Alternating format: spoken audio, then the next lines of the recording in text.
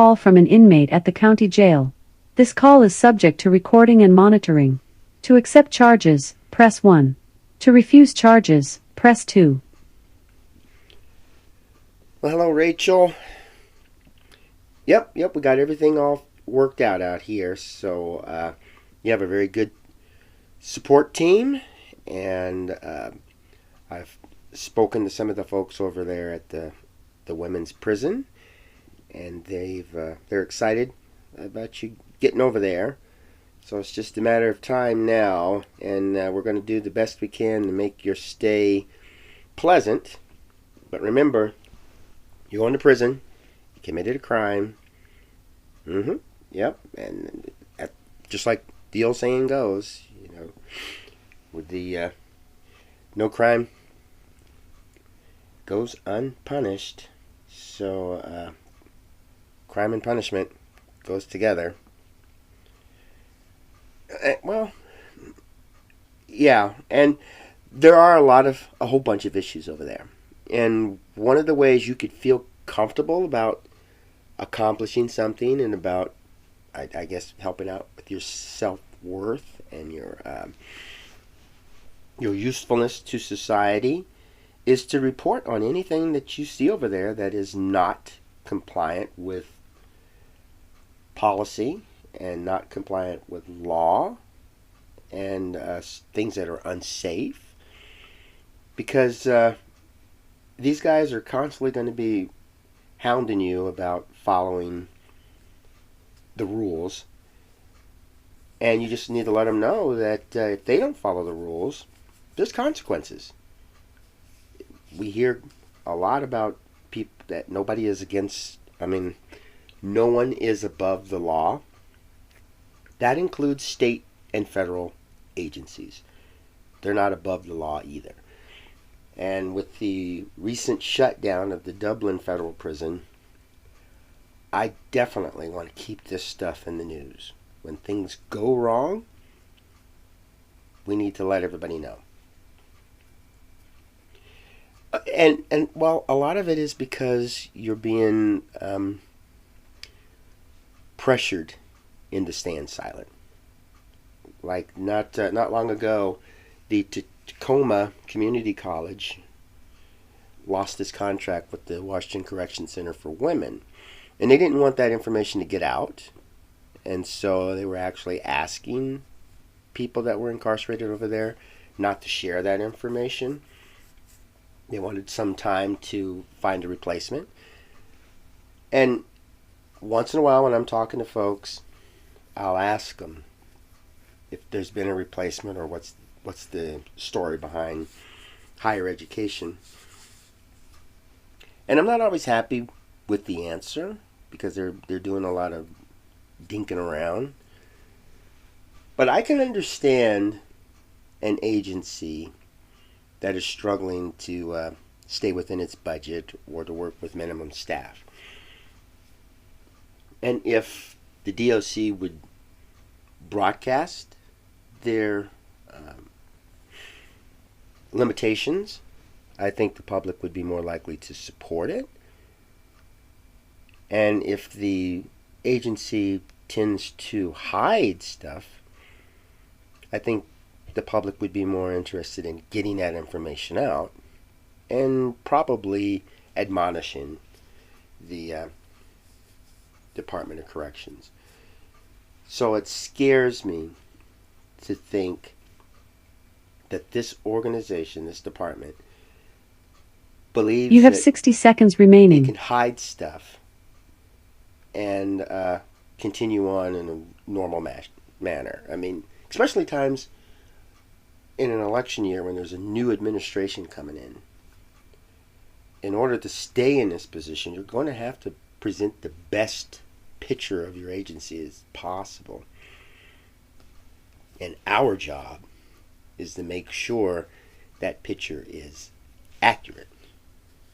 We don't want them saying everything's going fine and medical You have 30 is good, seconds remaining. and visitation and communication, all that stuff is of the highest level when it's not. No, you're not necessarily a rat. You're not telling on other people. You're just telling on the department. and they do retaliate, so be careful. Yep, we got your back. Well, thanks for calling, and take care of yourself, and keep me posted on anything that happens over there that makes you feel uncomfortable. Well, good. That's what we do. Thank you for using Inmate Call. Goodbye. Hello. Welcome to AQS Inmate Call. I am your host, Joel Wilborn. And just to give you a quick background on who I am,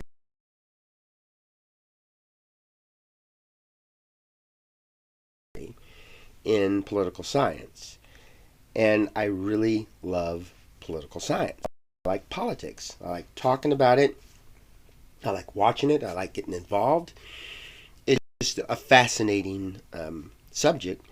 And it's a great opportunity to learn, great opportunity to make changes. Because with my political background, I'm able to do a lot of work for charities and nonprofits and activism. And I'm very glad I have that degree. I know it doesn't sound like the most exciting thing in the world, but for me it works beautifully. And it gives me an upper edge when it comes to the political arena, because a lot of people, unfortunately, just don't know a lot about it. And I can definitely apply my background in politics to the Department of Corrections in any state. I particularly work with the Washington Department of Corrections because they're the worst. I've dealt with other DOC agencies, and they say what needs to be said and resolve issues the best way they can. But the Department of Corrections in the state of Washington is kind of weird. Now, there is a new administration coming in, and there's going to be some changes. I'm looking forward to watching how that progresses, to see if this new governor is going to be able to reduce recidivism, improve productivity, probably deal with some of the major issues. Now, Bob Ferguson, having been the Attorney General for the state, and did a pretty good job as an Attorney General, I think. There's some flaws. But having that background, just like I have my political science background, can be a big advantage. Because appointing people within the Department of Corrections, you want somebody who has some compassion for the community, somebody who wants to keep the community safe, who believes that crime has no place in our state. And so we'll get in there and do what can be done to eliminate crime, which is not a bad goal. I mean, it's almost impossible, but it's not a bad goal. And to probably give some respect back to the Washington Department of Corrections, which has really dropped on the scale as far as doing things and accomplishing things for the community. So with my political background, I've noticed that when I deal with the Washington Department of Corrections, particularly the Washington Correction Center for Women, which I will continue to note is the worst prison in the state, but when I deal with that prison, these folks don't want to admit their mistake. And people come with flaws. And one of the ways we overcome them is to bring them out into the open. So if a child, let's say, you set a rule, don't eat any sweets before dinner. We'll give you sweets after dinner as a dessert or as a treat for finishing off your dinner or washing the dishes or something like that. And let's say the child sneaks into the kitchen, opens a cookie jar and takes a handful of cookies out and goes into the living room, spills crumbs all over the place. and then gets the dog, maybe running in and licking and knocking things over or whatever. And so you want to talk to this child. And you said, I set this rule, you broke the rule, we're going to punish you. Now, my form of punishment that I've learned when I was a foster parent in a step parent class is you want to have the child join in on the punishment. So I think it's a little more effective this way because this type of punishment works well for me. You give the child a choice. You could go a week without your cell phone or without video games, or come home straight after school and get to your chores and do your homework and then sit in your room.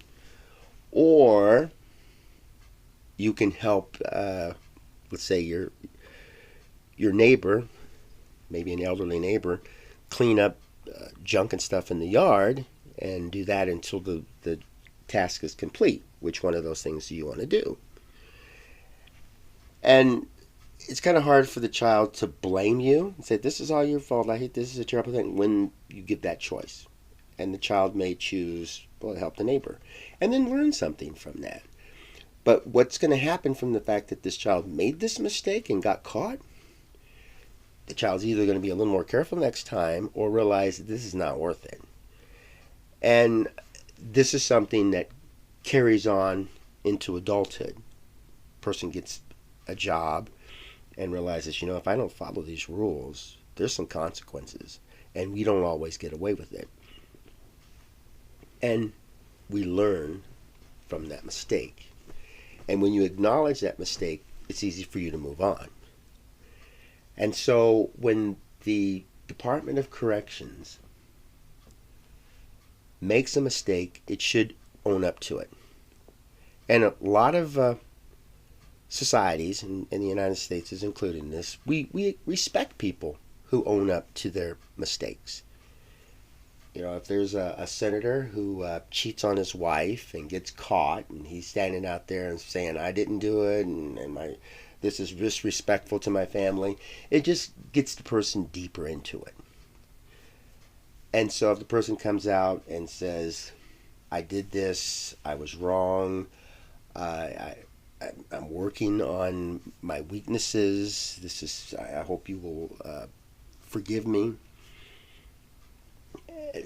And then attempts to take feedback and move forward. That could work. It could very well work in the United States. And so one thing that we send out that's misinformation is about forgiveness. Forgiveness isn't something you do to reward the person who committed the wrong. So if I'm angry at a person for wronging me, I'm holding this grudge in my mind. I'm holding this resentment, and it's eating at me. But if I forgive the person, I release that, and I feel a whole lot better about myself. I feel better about the situation, and it makes it easier for me to move on. Forgiveness is personal. It's for the person. And you can ask for forgiveness from somebody, and that's fine. And that may make you feel good, but there's people out there who've been forgiven who never know it. You could have a politician that's you never meet, never communicate with, support a bill or something that really bothers you, and you could forgive the person to feel better about yourself, and that person will never know. But it's personal. It's for you, and asking for forgiveness doesn't really help you, because the best way for you to make up for something that you've done wrong is to own it and to do what you can to make it right. You can't undo what's been done in the past, but at least you're showing people that you're making an effort and that you realize your mistake and that you're not going to do it again. And that's a good case of that is like when you go to a popular restaurant and you eat something and there's some kind of bacteria or foreign entity or something in the food and you get sick, maybe food poisoning.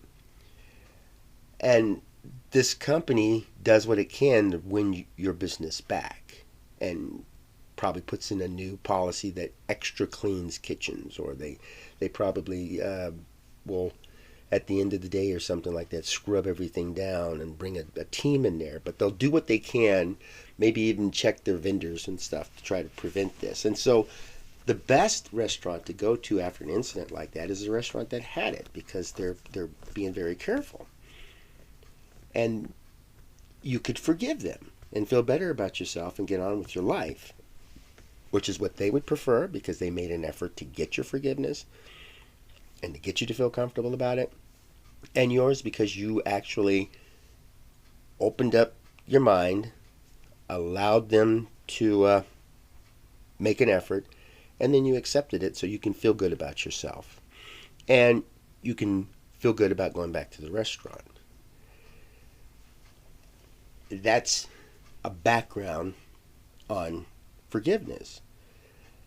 And so if somebody wronged you and you forgive that person, it's easy for you to move on.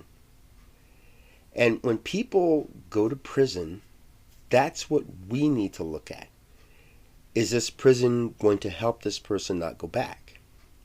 And there are a lot of states and counties out there with jails and prisons where the people get out and they go back.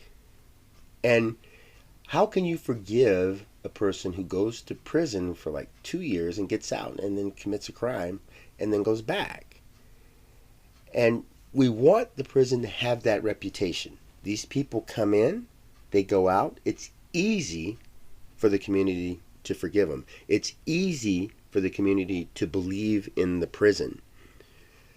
Right now, with like WCCW, that's not the case. I do what I can to help people when they get out. I work with them right before they get out. I work with them after they get out. I work with them when I interact with the families and loved ones. And this prison is doing everything it can to stop me from doing that. And they're actually violating policy, violating law, just to get this, just to try to look good in the community. Because when I expose some of their wrongs, like when fentanyl of all things, gets smuggled into the prison by prison officials, that doesn't look good to the prison itself, the prison facility.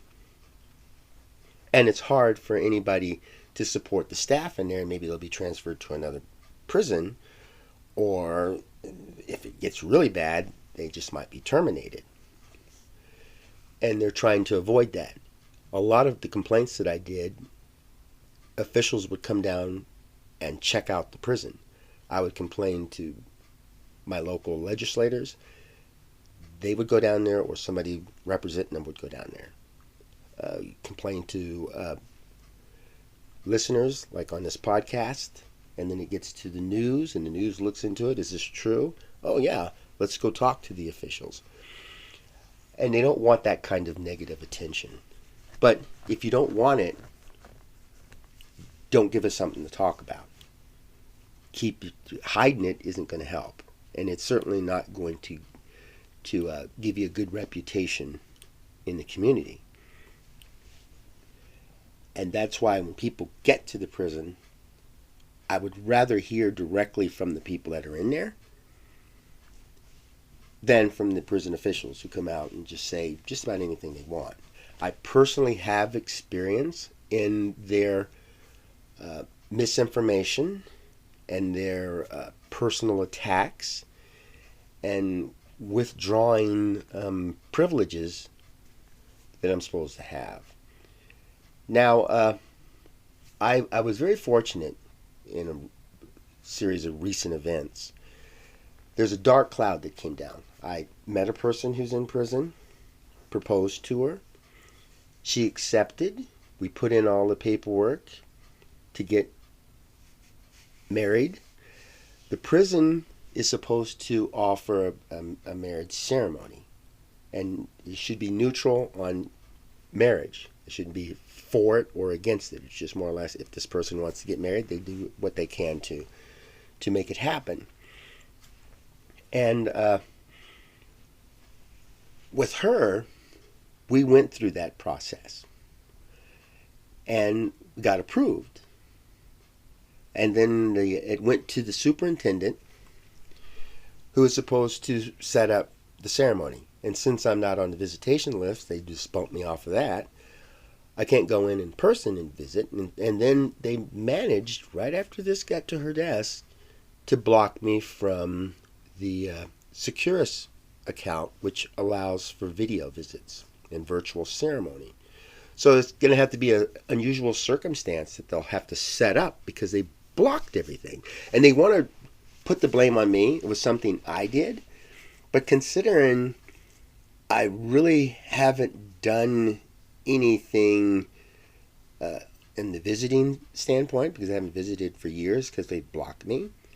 I haven't been able to send out emails like I used to because they blocked me. But they're still managing to come up with something that is against the law and against their own policy.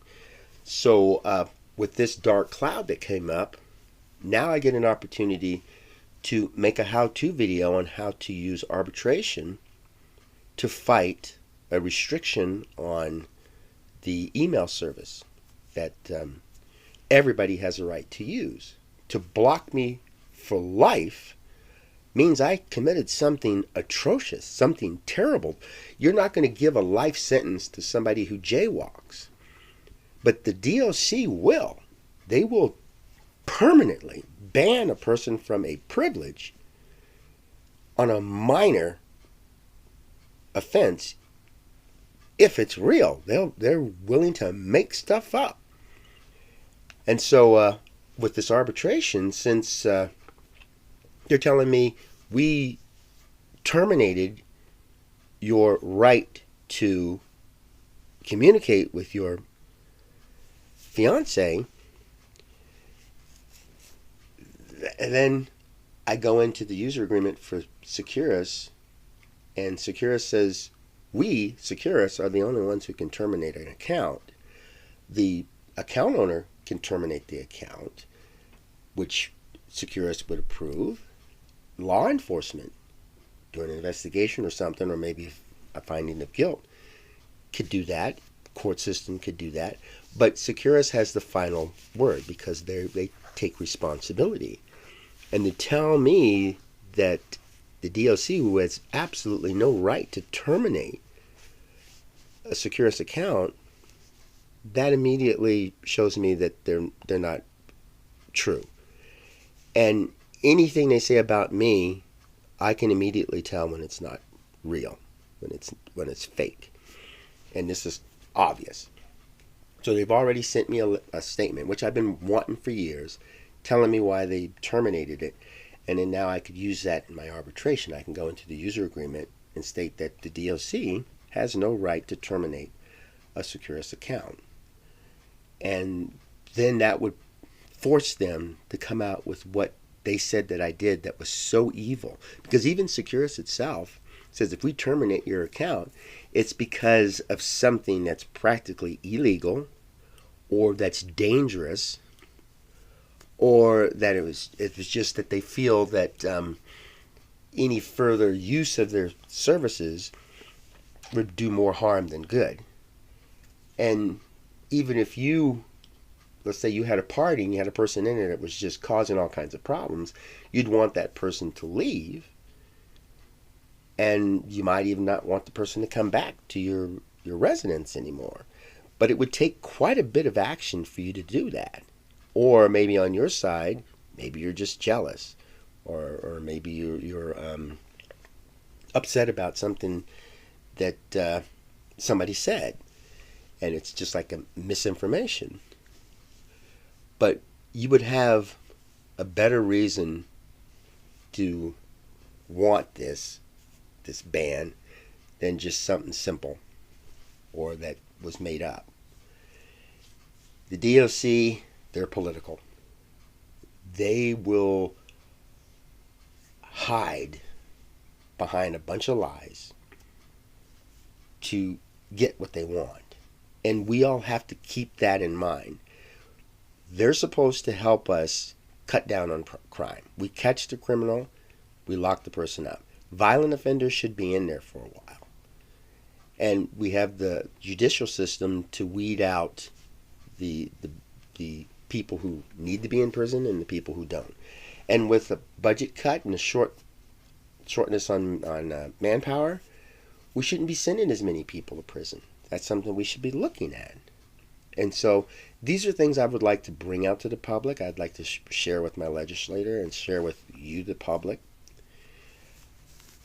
And just keep in the news for as long as we possibly can. And lying about me, blocking me from stuff, it just gives me another opportunity. My how-to videos on Securus and JPay are doing well on my YouTube channel, and I'm due for another update. I haven't been able to do an arbitration, so now I can show the process where I was blocked and their communication to me about it and what the reasons they give, and how I went through the process of filing a complaint with the email service, and then we can walk through that process and see what happens in the end. What kind of excuse would the Department of Corrections give to permanently block a person from speaking to their loved ones in prison? I'm excited about that because this gives me a chance to use my knowledge in politics, gives me a chance to use my knowledge in advocacy, and even the fact that I liked writing and reading and interpreting user agreements and contracts and policies. All of this stuff I can put together just to see what's going to happen. And then I can report it.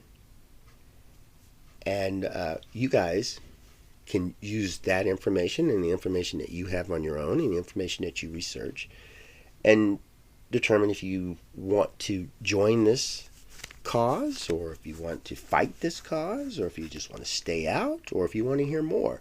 There's so much opportunity here. And maybe, just maybe, I can end some bad practice, or maybe put a hold on it until the next administration comes in and ignores it. But we shall see. Well, thanks for listening, and hopefully you learned a little bit, just like I did. Make sure to comment or ask any questions if you have any. And check out my YouTube channel. You can listen to interviews with people who are incarcerated, and you can listen to some of the issues that we deal with each and every day by searching on that channel. So go out and have yourself a magnificent day and make fantastic memories for tomorrow.